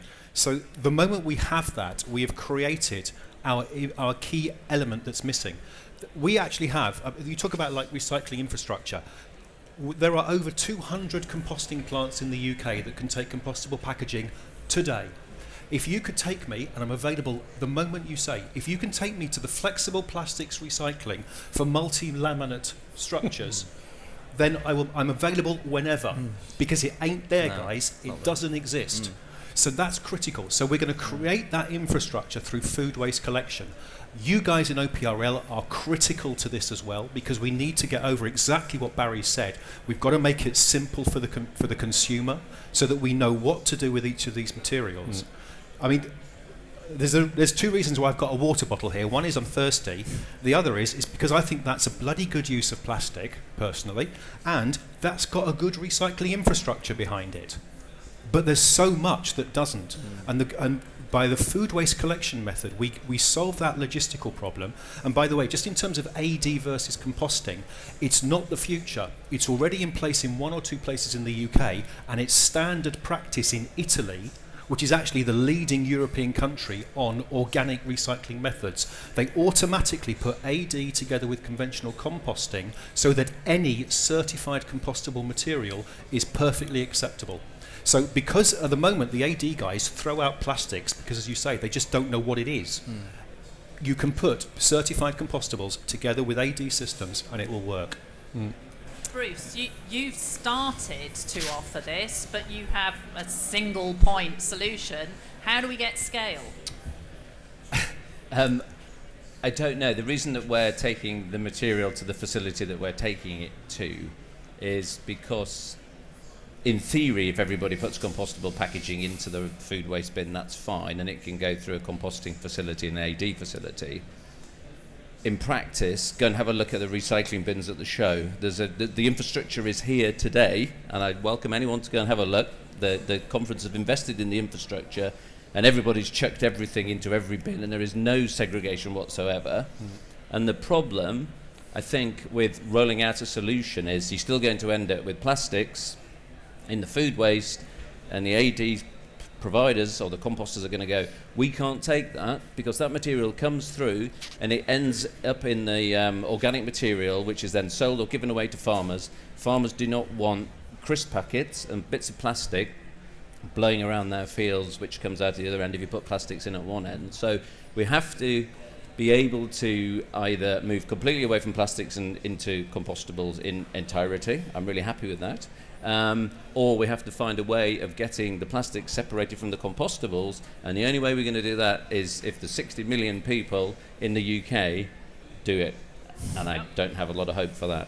Just to say that there is one other alternative that is being worked on very strongly at the moment, and that is to have a watermarking system which, if you like, the whole of a particular industry or a particular polymer can use a watermarking system so that as it goes into a MRF, recycling facility, the actual scanning systems will recognise which of the materials and go off take them into the right direction.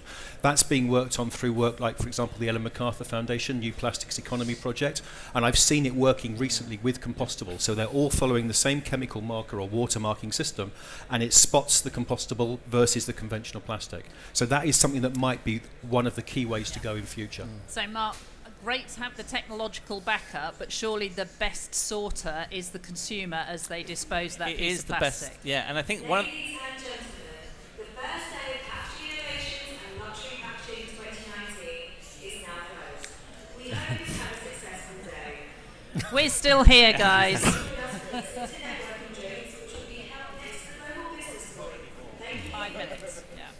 Yeah, so we're going to use 5 minutes and eat into your drinking time, if you don't mind.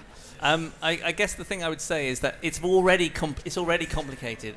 I see the future recycling system as 2 bins in your house. 2 bins. One is food waste, which is 45 to 50% of your waste, and if it's valuable, it has money. People will end up buying that off you. In the future, they'll buy it off you, and they have to buy it off you, because if we have a system where you can't sell your waste and all the way around the system it's not worth something, it's not sustainable.